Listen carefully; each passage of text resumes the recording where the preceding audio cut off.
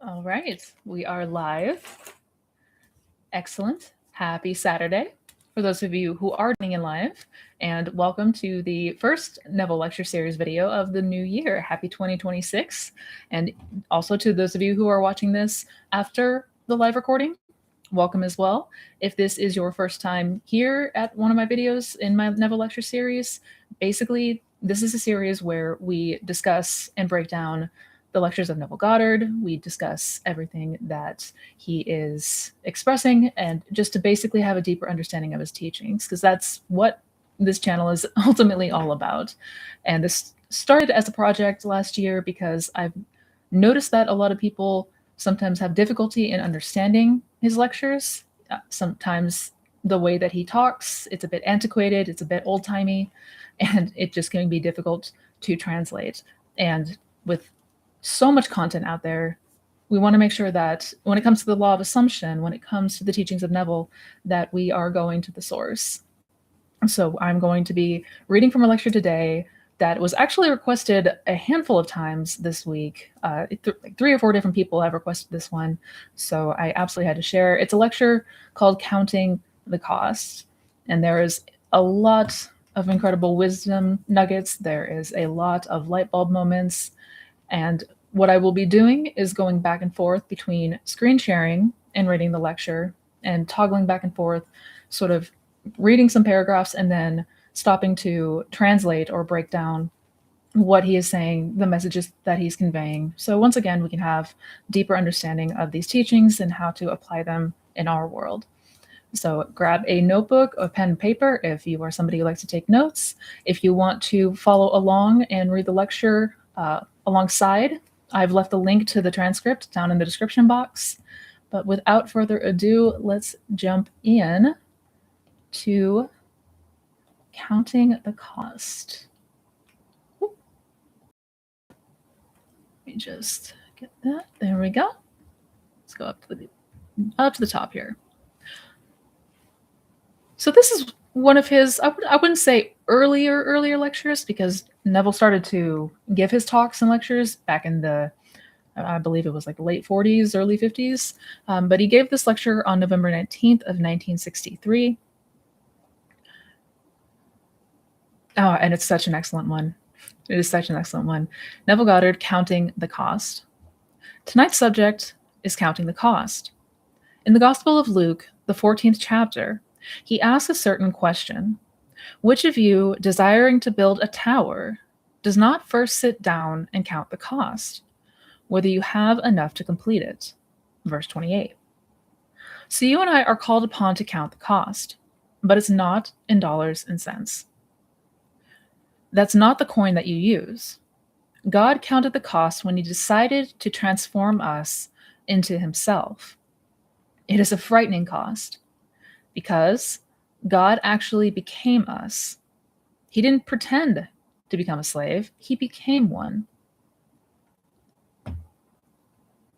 As we're told in the Philippians, Jesus Christ, who, though in the form of God, emptied himself, taking upon himself the form of a slave, being born in the likeness of men. He actually took it upon himself, the form of a slave, and this mightier self, that is our self who is Jesus Christ, is your own wonderful human imagination. Completely emptied himself and assumed the form of a slave, now he serves us in the capacity of a slave. A slave does not question the order given by his master. He only obeys. For today he serves us as indifferently and as quickly when our will is evil as when it is good. I can conjure in a split second, the most horrible picture or the most wonderful, loving picture, and he does it. He is my own wonderful human imagination, who gave up his primal form, his prenatal wholeness, and took upon himself the form of a slave, which is my own wonderful human imagination that serves me in this capacity. Now, I know that was quite a bit, quite an introduction, so let's go over what Neville was saying here. So, for those of you who may not be super familiar with Neville's work, when he reads from the Bible, he is not taking the Bible in a literal sense. It is not a literal biography of these men who lived thousands of years ago. It is meant to be taken in metaphor. It's meant to be taken as symbolism. Each of the people of the Bible, each person represents a state of consciousness. So what he's talking about here is that, God became us and taking himself in the form of a slave. That says that what Neville's saying here is that your imagination, that is Christ, that is God, your human imagination, it will always do as you say. It will always obey, whether the imaginal act is good, bad, indifferent, doesn't matter. It will faithfully execute whatever we are compelled, whatever we are assuming. That's the gist of what he is trying to say here. For today, he serves us as indifferently and as quickly when our will is evil as when it is good. I can conjure in a second the most horrible picture or the most wonderful, loving picture, and he does it. This kind of goes back to the idea that we talk about often, that I mention on this channel, that by default, we do not manifest what we want.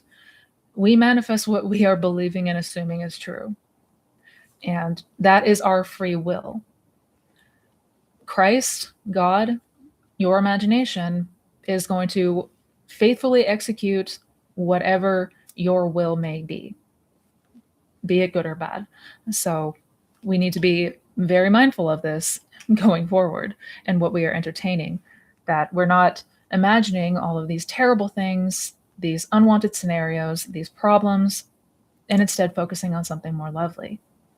But let's go ahead and continue, because he's going to go into more of the practical application of this.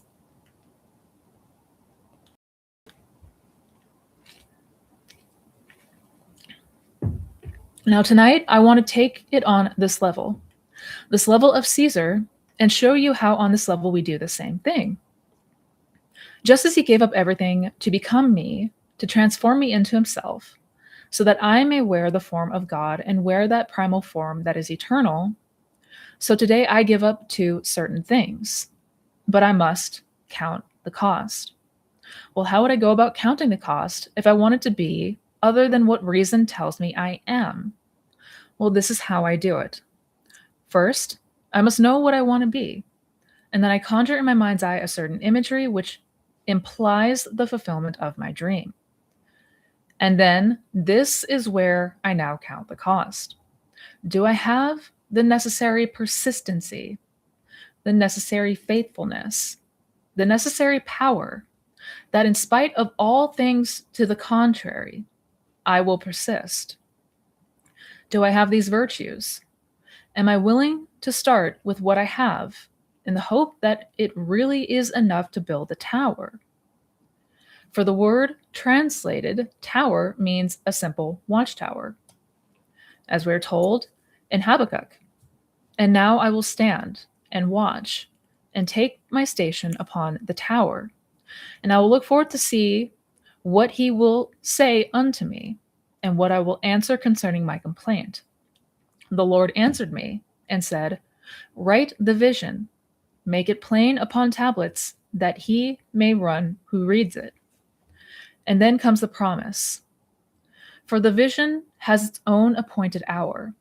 It ripens, it will flower. If it will be long, then wait, for it is sure and it will not be late. Here you find these 3 verses of 2nd Habakkuk.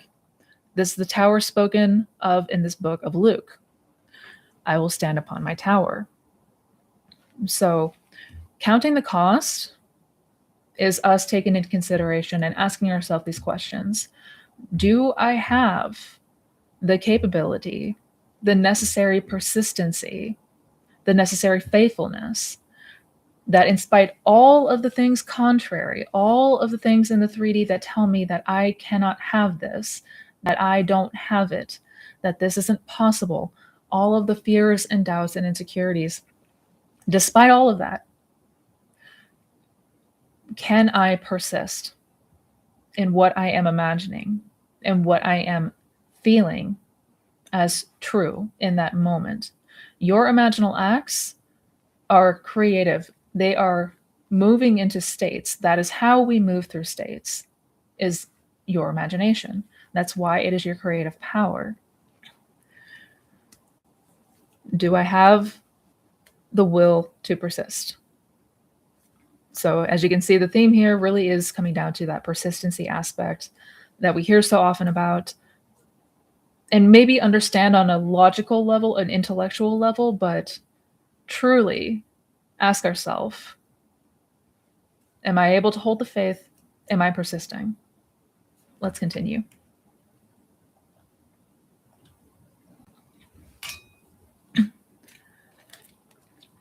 So I bring before my mind's eye a certain imagery. I bring you, my friend, and I hear you discussing each other, and your discussion is all about my good fortune. I listen as though I actually heard you say what I want everyone to say. I listen and persuade myself I'm actually hearing it. And then, have I now the courage, in spite of tomorrow when everything denies it? Have I the persistency? Have I the faithfulness? By faithfulness, I mean loyalty to this unseen reality. So here, it is unseen, but to me, it is real. I'm seeing it vividly in my mind's eye, but hasn't yet objectified itself upon the screen of three-dimensional space, so that you may share it with me. Well, can I remain faithful?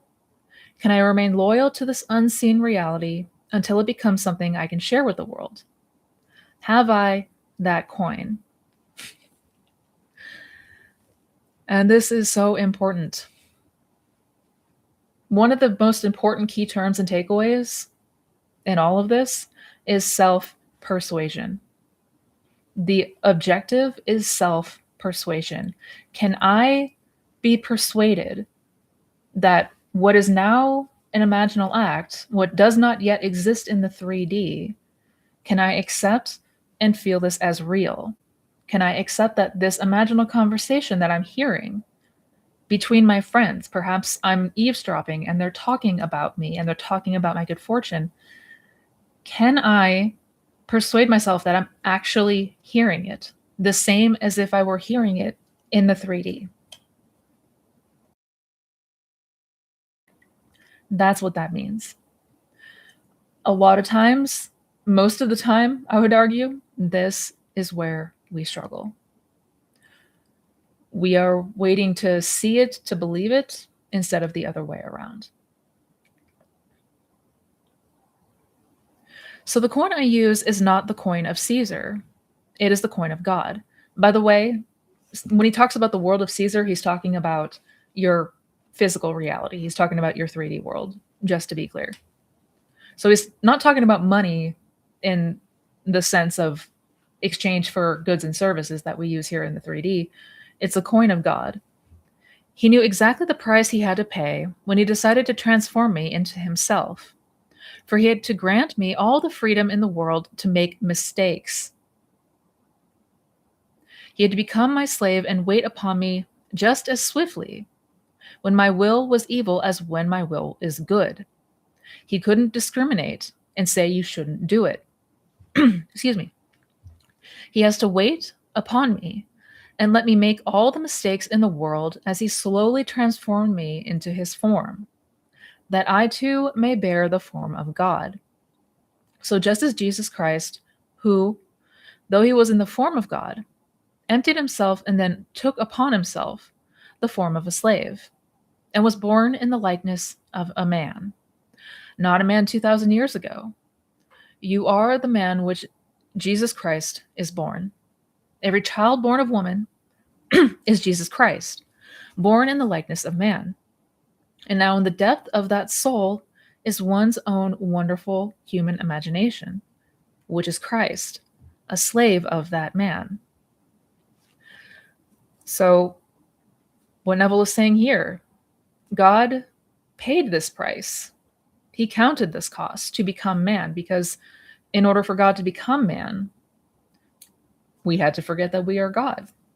And that also means granting us the freedom and the free will to make mistakes, to use our powers for both good and evil. Because this is how we learn and evolve. God is not going to interject. God is not going to say, oh, you can't do that. You shouldn't have that. That's not for you to decide. That's not for you to do. God is always going to faithfully execute whatever you are believing, assuming, whatever your objectives are. He has to wait upon me and let me make all the mistakes in the world as he slowly transforms me into his form, that I too may bear the form of God. So this is going back again to God became man so that man could become God. But in order to fully experience that, we have to have free will and we have to forget that we are God. Specifically, our imagination is God. That's why, as man, we're effectively sleepwalking. We are completely unaware of what we are doing. And he takes the part of the slave in the true sense of the word. He only obeys. He doesn't suggest anything in this world, only a wonderful vision, and he will, in the twinkle of an eye, conjure up the most horrible animalisms in the world and lust at the call of your desire. And the same one does it that will conjure to me, if I so desire, the most loving thing in the world. The same being, not another being. There is only one God, and that God is Christ, forming us from what we are into what he was when he gave himself up to become us, and that is God himself. So once again, God only obeys. Another way to look at your higher self, the subconscious, whatever you want to call it, source, it only obeys. It only says yes. So whatever the intention, whatever the action, whatever the assumption, whether it is lovely and loving or detrimental and evil, the answer is always going to be yes. God will not interject.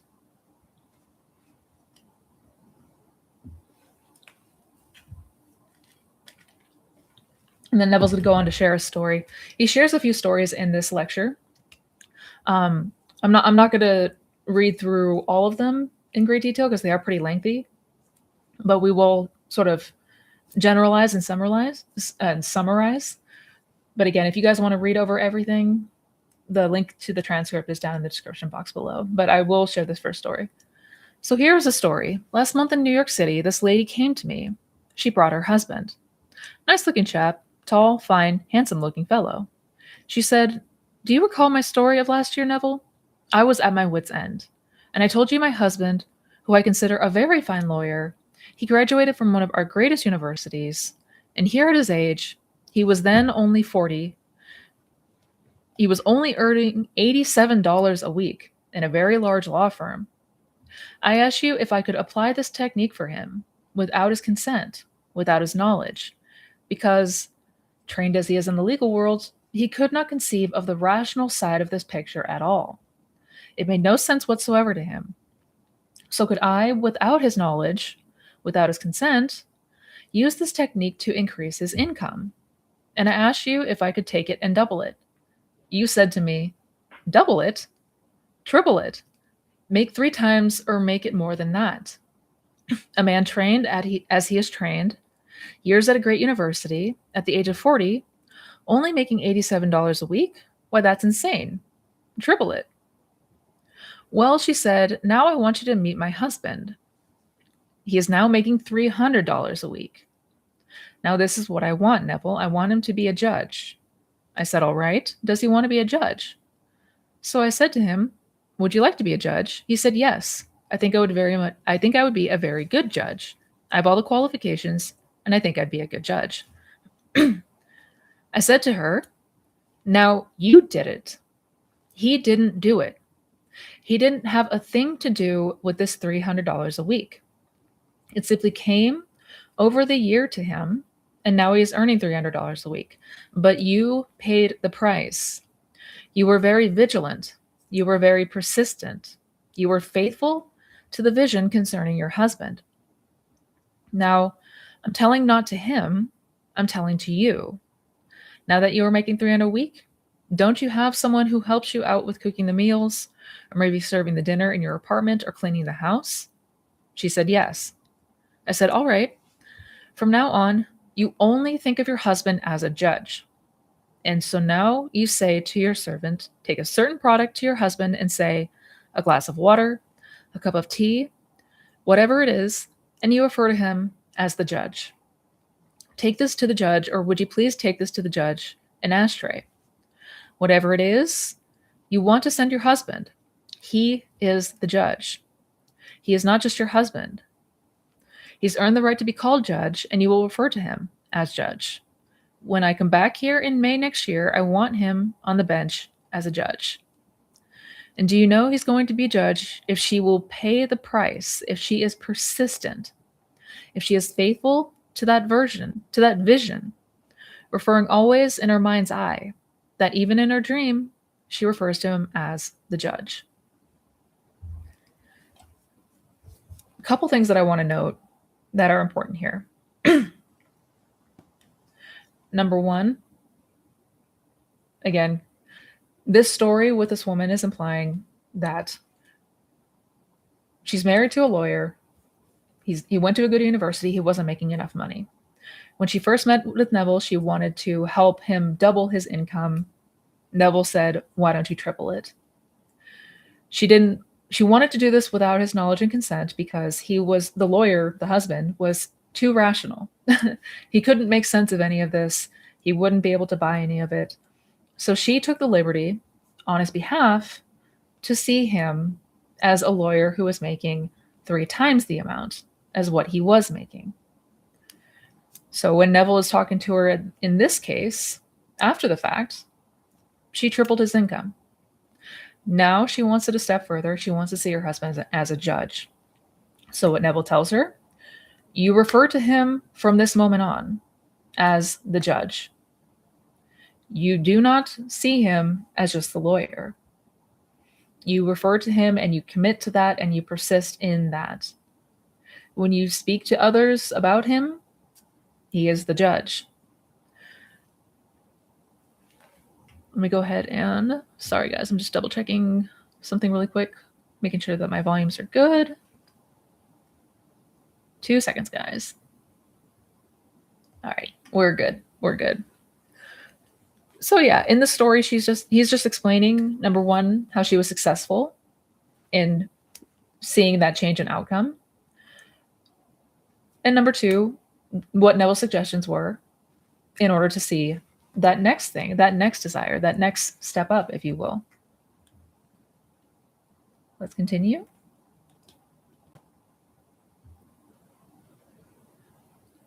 I have a brother who is a doctor, and from the day he was married, and I give his wife 100% of credit for this, she always referred to him as the doctor. She never once spoke to anyone in her household. She has a full commitment of servants. There are 5 in the house and 3 in the yard, but anyone who had to take anything to my brother Lawrence when his wife suggested it, you take this to the doctor, or the doctor wants this, or the doctor wants that done.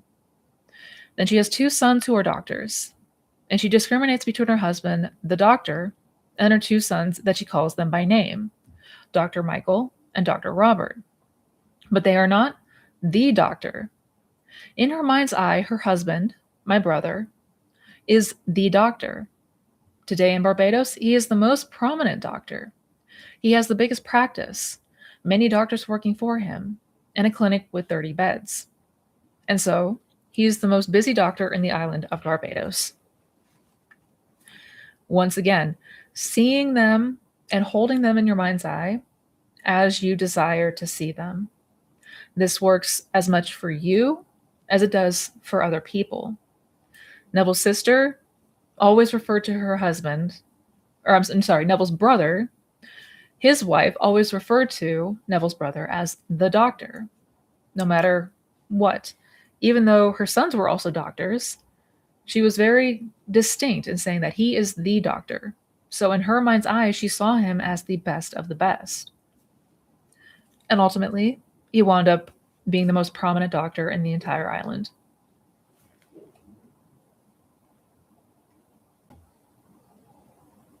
Another one from Baltimore, and he said, "Do you not remember my problem, Neville? My problem was money.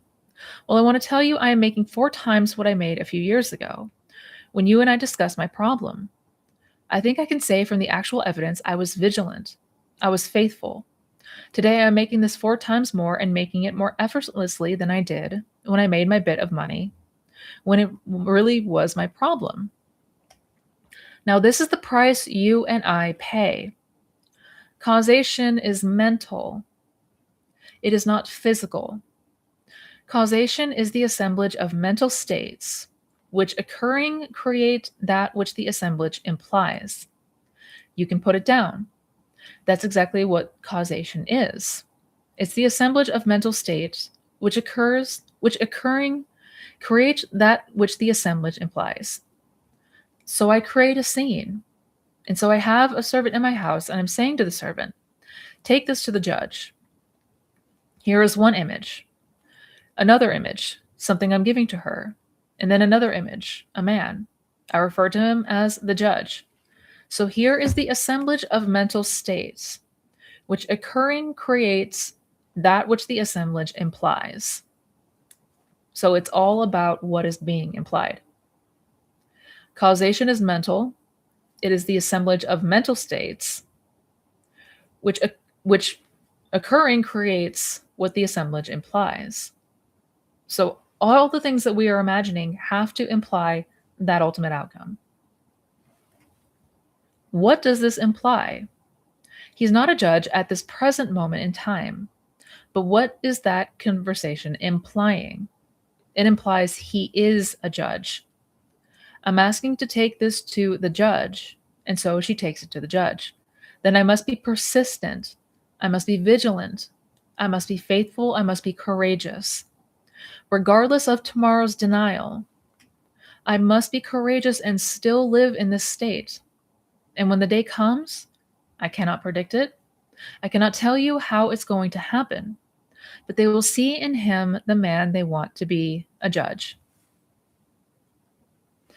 Then he goes on to say, one possible way that this can come to be, some party, Democratic Party, Republican Party, they're going to see him the man they want to be a judge, and he will have no choice in the matter, because one woman unknown to the party sat in a certain mood, and she was faithful to that mood.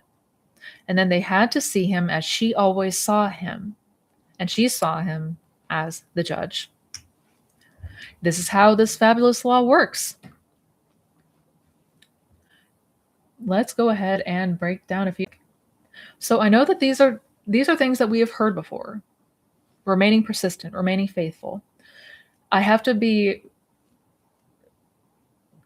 diligent on repeating myself. And you will see the more that we dive into this Neville lecture series, Neville repeated himself ad nauseum too. There's nothing new here. If you have been studying the law, if you've been following his teachings and understanding the fundamentals, there's nothing new that we're learning here. This is just to reiterate what we want to remember, what we want to really have stick for us. Because where we miss the mark is we are too attached to that denial in the 3D. If we don't see it by a certain time, we doubt it. We look for validation and confirmation in the physical world where we should not ever be looking. So counting the cost is counting that despite evidence of the contrary, despite the lack of movement or the lack of my desire in the 3D, can I remain faithful? Can I remain persistent? Do I have the courage that despite what it looks like out here, remain steadfast in what I am imagining? This woman did not see her husband as anything other than a judge. Even when he was just a lawyer, even when the 3D showed the opposite of what she was imagining. She stuck with it because inevitably something is going to have to happen. A bridge of incidents is going to have to unfold that will correspond to that 3D outcome. And Neville's going to go into another story. This one is quite a long one, so I'm going to summarize it. This lecture is quite a long one, so it would be we would be here for quite a bit if I excuse me. Sorry guys, checking something really fast. And it's a story that some of you may have heard about when Neville went with his brothers to the opera, but let's go ahead and continue.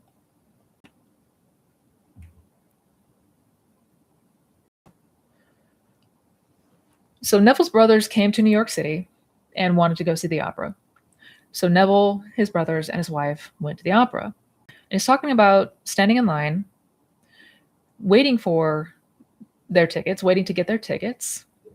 And then, let me see here.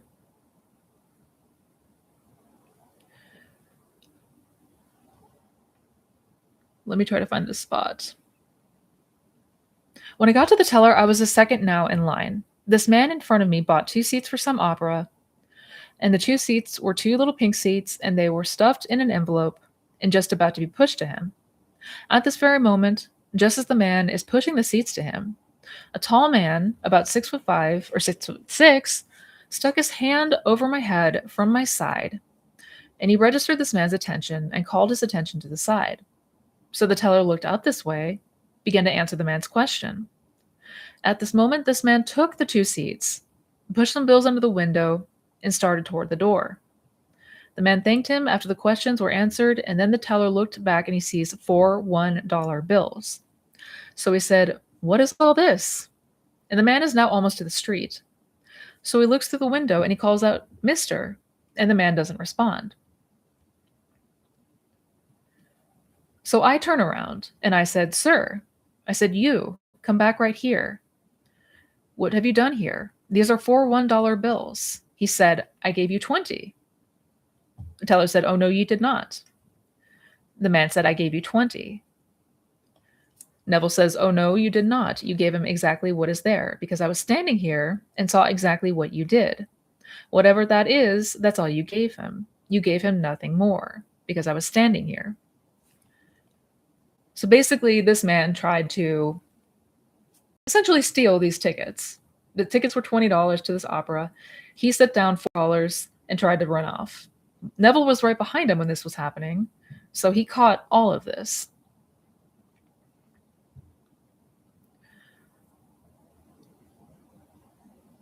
So the man takes his $4 back, puts the $20 in the window, and then says, "When will you discover your mistake?" The teller said, "I didn't make a mistake." So they go back and argue. They go back and forth. So when I step forward after the man takes his seats and leaves, and then I said,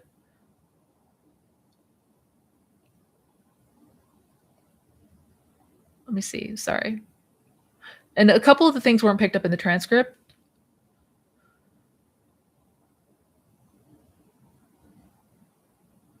But basically, for Neville's help in subduing this guy, he was able to get his seats and tickets to the opera that he wanted to see, which was sold out. And this is how the law works. So because Neville came to the aid and he was able to apprehend this man, he was able to help right this thief in action, the opera house rewarded him with tickets to a show that was sold out. And Neville said, "This is proof of this law working." Neville did not know how he was going to go because it was a very, very popular opera. It was always sold out. And he knew that just by going to the end, that something was going to have to happen. A series of events would have to play out that would end with him acquiring the tickets that he needed to go to the show with his brothers and his wife. So this whole crazy thing transpired, this whole interaction with this guy who tried to steal tickets to a different opera. And with Neville's help, apprehending the man and getting it sorted, The opera house rewarded him with tickets to the one he wanted to see that was sold out. And so this is how this wonderful law works. You don't have to worry about how it's going to work. You must count the cost. Are you willing to pay the price? And the price is simply your own vigilance, your own faithfulness, your own persistency, your own courage. Are you going to pay the price using this coin? If then, your dreams will come true. I don't care what the dream is. So you want something that can't be obtained? It doesn't matter what the world says. Sold out means nothing, hasn't a thing to do with it. You just get into the line, and the line isn't moving? All right, the depth of your soul will move you out of the line to this line. But not just this line. He put me behind the very one who is plotting and planning his little scheme, and you are going to protest. Plus you were behind him, and so right as he said, I gave you $20, you automatically say, you did not. I was standing right here. You did not do that at all. And so he's taken by surprise. He looks at me, but he cannot raise a finger to slap you. He cannot hurt you. You know exactly what you saw and you do it. So this is how the law works. You will be put into circumstances that will be the means to your end. So despite what it appears, even when the show says it's sold out, go to that end anyways in imagination, and you will, through a crazy series of events, through a bridge of incidents, you will be led there, no matter what. But we must remain faithful. We must remain vigilant. We must remain persistent. We must have courage.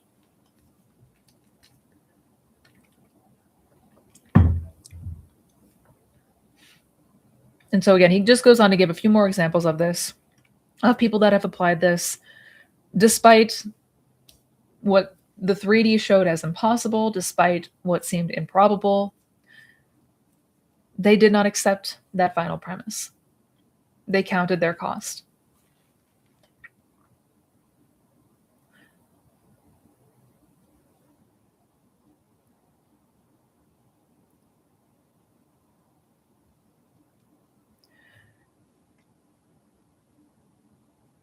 You say that is selfish to want more money? Forget it.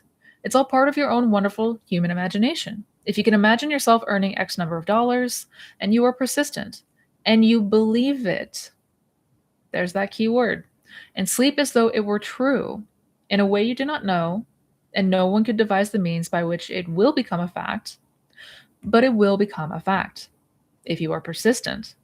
If you view yourself as such a person, this is how it works.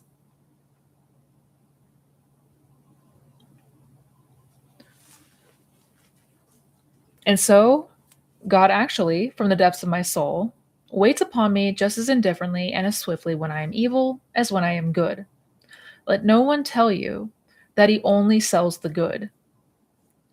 It is both. Quote, I kill, I make alive. I wound, I heal. I create the good, I create the evil. Deuteronomy 32:39. But you are invited to choose the good, to choose the blessing. But we aren't compelled. And he who serves as our slave will serve us just as swiftly when the will is evil as when it is good. So let no one tell you he is not your slave. And so you are seated here now, the slave, your slave, that will make everything for you that is your own wonderful human imagination. That is Christ. He's actually buried in you and will form anything in this world if you will pay the price. Sit down and count the cost. Are you willing to be that persistent? Are you willing to stand upon your tower and actually watch faithfully? For you're building a tower, and the tower is only a watchtower. And I will watch and watch faithfully until what I am seeing comes to pass. We are told a vision has its own appointed hour. It ripens, it will flower. If it be long, then wait, for it is sure and it will not be late. So you know exactly what you want in this world, either for yourself or for another. This lady did not consult her husband. She said he's too rational. He's trained in the legal world, and the mind is trained rationally. And so you couldn't possibly explain to him that this could work. So don't explain it to him. You bear his name, and you want him to succeed because his success is your success. And then do it. And so I go back 1 year later, and then he is brought, not reluctantly this time, he's brought, introduced to me, and he did not blush when I said to him in her presence, "Do you really want to be a judge?" And he didn't say timidly, he said yes, quite openly. "Yes, I want to be a judge." Then I addressed him as judge, and I told her exactly what to do. And when she does it, he will be a judge. So do you know what you want to do? Maybe you will not bear a title like professor or doctor, where someone can refer to you as that. It doesn't matter. You can conjure in your mind's eye a certain scene, which, if true, would imply a certain fulfillment in your life. Well then, see the scene, enter into that scene just as though it's taking place right now, and persist in it. And the scene will come to pass and give birth to what the scene is implying. This is why I always go on and about what is your scene implying. We don't need to get caught up in the technical difficulties, or I'm sorry, the technical details. We don't need to get caught up in the logistics of our scene. All that matters is what is the scene implying? Does it imply that I am now the person that I want to be? Would the person I want to be experience this thing happening? If the answer is yes, that's all you need. That's all you need. Nothing else. You conjure a certain scene, which, if true, would imply a certain fulfillment in your life. By the way, it doesn't have to be a visual scene. It doesn't have to be vivid and visceral. It could be an inner conversation. It could be an inner dialogue or inner monologue. It could be a hunch. It could be intuition. It could be that gut feeling. So you just want whatever it is that you are imagining, however you are imagining, that it implies this is already done for you. Not how it's going to happen, already there.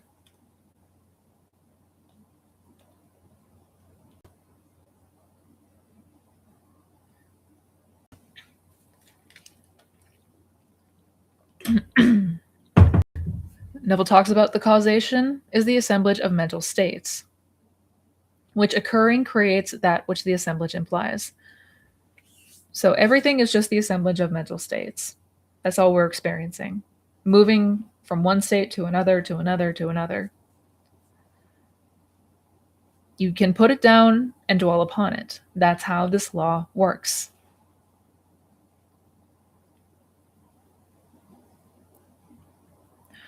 Now, this man at the opera wasn't a thief. He may play the part of a thief for the rest of his days, but no one is a thief. He's in the state. When you are in the state of a thief, you can't do anything else but steal. You can't do it. There are only states, infinite states.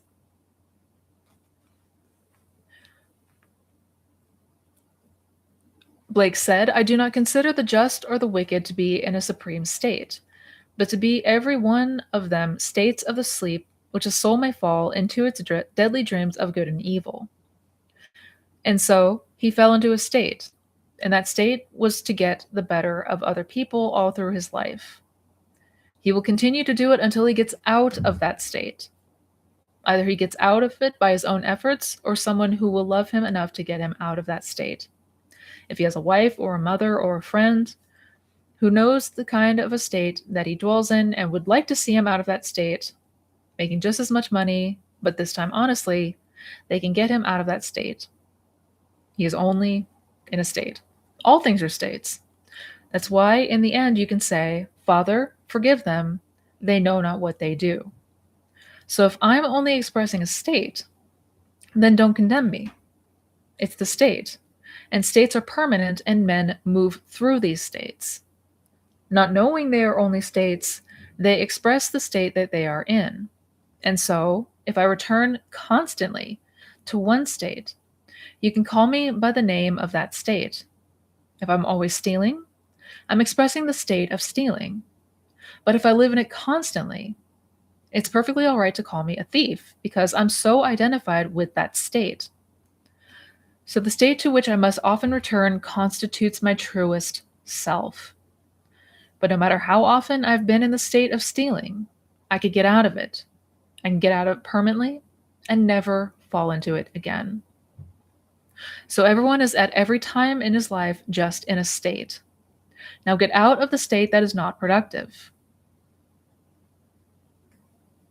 Construct a scene where you're not only pulling your weight more than yours, actually feel it and see a scene implying that you're doing it. And then he goes on to talk about I remember when, the technique, I remember when.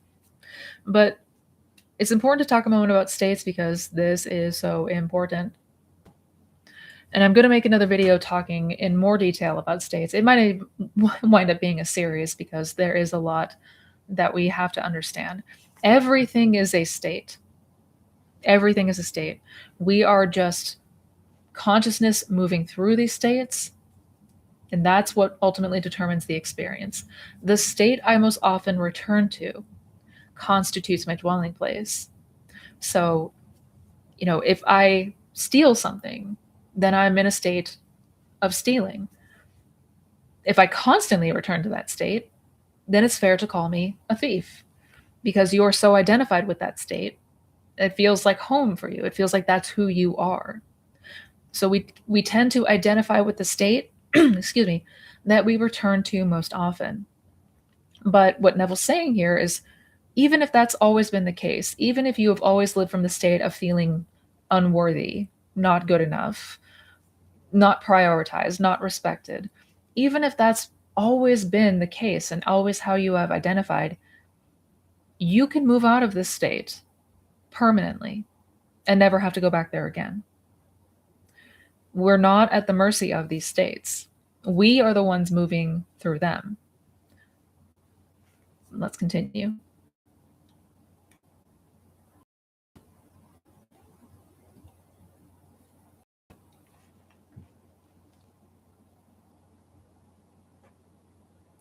He goes on to talk about going back over and over again.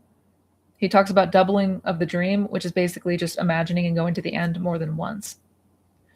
And the more that we go to that end, the more we strengthen it.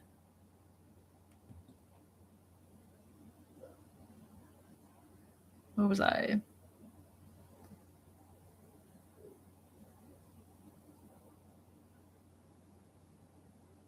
So my dream was doubled that night. I was taken in spirit into this fantastic mansion and heard a certain secret of creativity. I woke, recorded it, fell asleep, and redreamed the dream. So it was the doubling of the dream. And the doubling of a dream means that God has fixed the thing and it will shortly come to pass. So when we double the dream, well, we need not fall asleep in it. You can double it in a waking dream.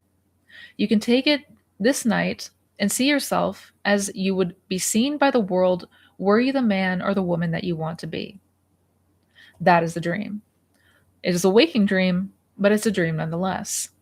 The same power that created the dream of the night is creating this. It's Christ Jesus in you. Now tomorrow, do the same thing. That's a doubling of a dream. And you can triple the dream, and that's persistency. That's vigilance, and that's faithfulness. And it will come to pass. So again, by that, he just means returning to that dream, returning to that imaginal act in this case. You can do it in a waking dream or an imaginal act, just as you can do it in a dream that comes to you at night. But when you double this dream, when you go back to it, when you return to it, or you triple it, you persist in it, that is what makes it fixed for you. That's what means it has to come to pass. So you take your wonderful, noble dream for yourself and for your friends and for others, regardless of the circumstances of the moment. If they're not in tune with your desire for what you want, well, then ignore it and remain faithful to the dream, and then double it. For it was shown to me so clear when I was lifted in spirit into the mansion. By the way, he's talking about a vision that he had of him and his generations past, 2 generations past, where they stood upon an empty lot and said, I remember when this was an empty lot. And then paint his world picture of his desire for it. And for those of you who may not be familiar with the I remember when technique, it is effectively when we are saying, I remember when life was always unkind to me. I remember when I was poor. I remember when I could struggle to pay bills. I remember when I was separated from my person, because that implies that it is no longer the case. When you say, I remember when it was this way, you're implying that it is now different. And so you take this technique and apply it to everything in your world. That conjures the picture. You bring someone before your mind's eye. I remember when he was simply unknown. Then what am I saying? That he must be known. Of course, you can do this in negative too. You can use it and justify as swiftly, Jesus Christ in you, your wonderful human imagination, will answer the call. You can say, I remember when he was known, when he was someone, when he had money. If you want to use it negatively, which would then imply that he's now broke. So I tell you, I acquaint you with God's law and leave you to your choice and its risk. For he in you will serve you as indifferently and as swiftly when the will in you is evil as when it is good. So I can't deny that he will serve you even when you are evil. I leave you its choice and its risk. It's like electricity. Because it could kill some, I shouldn't deny man's use of it. Because it has done so many wonderful things in the world, but it can destroy. So because it can destroy, why not use it constructively, where it doesn't destroy and it helps man instead? So I tell you God's law. When we are told, blessed is the man who delights in the law of the Lord, for in all that he does, he prospers. That's the first psalm.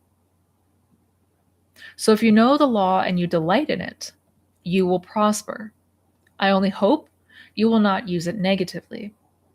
But I may tell you, I have no power to stop you. I still must acquaint you with it and hope that you will use it constructively. In the end, he is faithful to his picture for you and brings you out just like himself. I only hope you will not use it negatively, because I don't believe, in his case, that the hatching out is going to be delayed. If you use it destructively, it may be a more painful process of coming to the end. So let's go ahead and break that down really quick, because this is important. Again, we have the free will to imagine anything. We have the free will to entertain, to persist in good states or bad states, knowingly, unknowingly. That is your freedom, that is your right. And Neville made it abundantly clear, yes, you can use this for evil, and perhaps there are going to be some that do. It's the risk that I take, because ultimately, that reward of knowing God's law is ultimately more powerful. It is stronger. It's worth it. It's worth it. Blessed is the man who delights in the law of the Lord, for in all that he does, he prospers. So he's saying, though, use this law productively. Use it lovingly. Use it in support of another. Use it to bless others. Because by doing so, you are blessing yourself. There is no separation. Everyone is you pushed out, and you wishing ill upon others, you're going to find yourself reaping what you are sowing. Let's put it that way. So he did serve as a warning that God will faithfully deliver anything that you are imagining, anything that you are assuming. This is why we want to be observant. We want to be aware of what we are doing, what we are actually entertaining, because it's not just, here's only the good things. Here's only the good states and nothing else. No, it's all of it. Good, bad, ugly, beautiful, everything in between. So Neville does strongly encourage, always use your powers for good. Be mindful of where you dwell. Remember when somebody was doing worse off. Remember when your friend was unemployed and struggling and depressed, because that implies that they are no longer dwelling in that state. That implies that that is no longer the case for them. You can do the same for you as well. I remember when my person and I were in no contact. I remember when they were so pissed they blocked me on all social media. Naturally implies that that is no longer the case. So play with this law, count the cost, use your powers for good. Let's continue. We are almost done.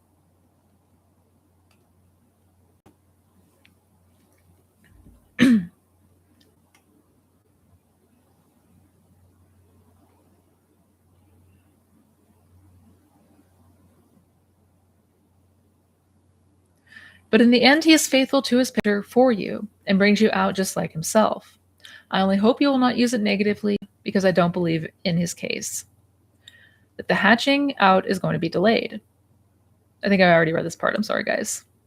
And so he's seen you in his mind's eye, and he has so loved you, he emptied himself as primal form and took upon himself the form of a slave and become born in the likeness of you.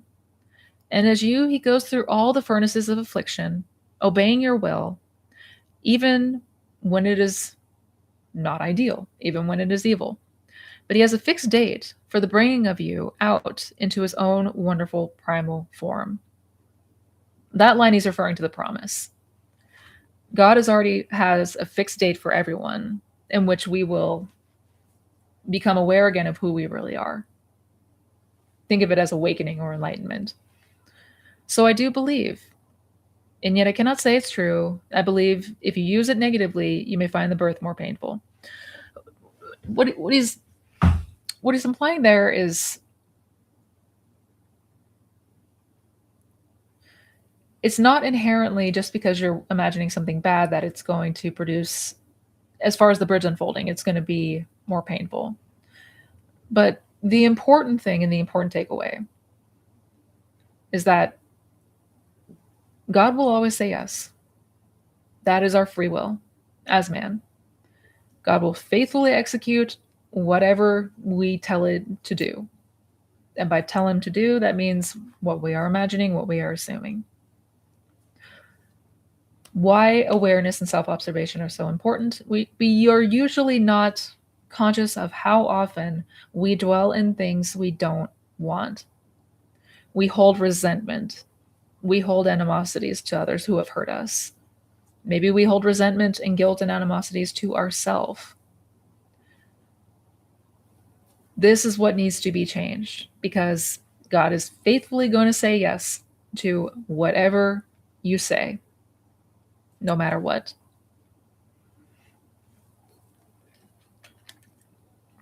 Now let us go into the silence.